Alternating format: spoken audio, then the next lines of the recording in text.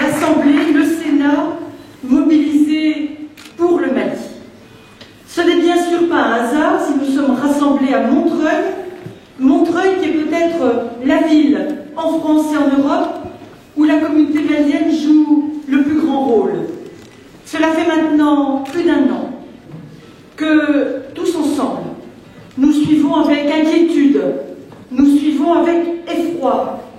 la dégradation de la situation des populations au nord.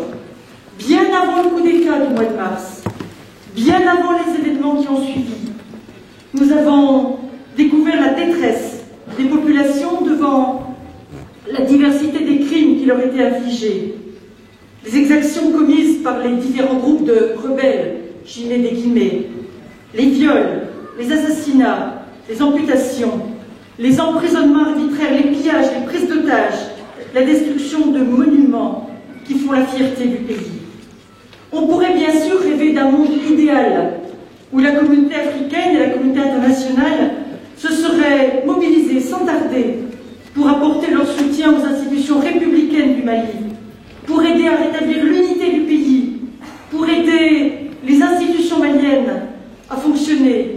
pour aider les Maliens à recouvrir leur souveraineté territoriale, sans laisser le temps miner les fondements même de la démocratie.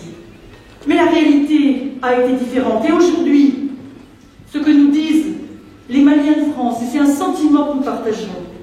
c'est qu'ils sont soulagés de l'intervention française aux côtés de l'armée malienne, à la demande du président du Mali par intérim et sous mandat de l'ONU. À ceux qui critiquent cette position des écologistes français, qui sont des pacifistes invétérés, je veux dire que bien sûr, la guerre est toujours un échec, mais qu'il eût fallu, pour l'éviter, réagir en temps et en heure dès que les premiers signes de déstabilisation du pays ont été rapportés. À ceux qui disent que cette intervention ne serait qu'un prétexte néocolonial pour conforter la France-Afrique, je veux rappeler la position ferme de Laurent Fabius, qui a rappelé que la France aurait préféré intervenir dans un cadre européen, qui a insisté pour que les voisins africains du Mali se mobilisent et prennent le relais le plus vite possible. À ceux qui rappellent qu'il y a du pétrole et du gaz en Algérie, qu'il y a de l'uranium au Niger et de l'or au Mali,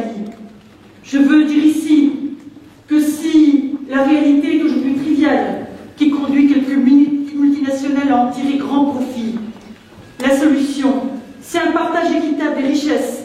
et que c'est au peuple d'en décider et que nous ne serions pas plus rassurés si des bandes armées imposant leur mode de vie et leur loi aux populations de Mopti, de Gao, de Tombouctou, de Kidal devaient mettre la main dessus.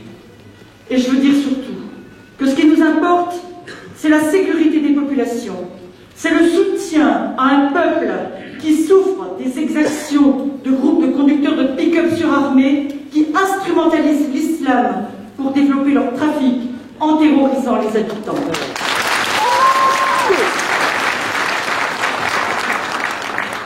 Et pour conclure ce mot d'accueil, en tant que maire de Montreuil, cette ville si solidement, si durablement engagée dans la coopération quotidienne avec le Mali, avec les associations maliennes, avec les hommes et les femmes qui aiment, qui comprennent le Mali et qui gardent des liens avec lui. Nous sommes absolument confiants dans le fait que si aucun problème ne sera réglé par la guerre, si tous les problèmes qui préexistaient avant la guerre devront être réglés après, nous faisons confiance à ceux qui sont nos amis, nos frères, nos camarades, qui ont la foi démocratique aussi solidement chevillée au cœur et au corps qu'à nous-mêmes. Nous leur faisons confiance pour établir l'état de droit,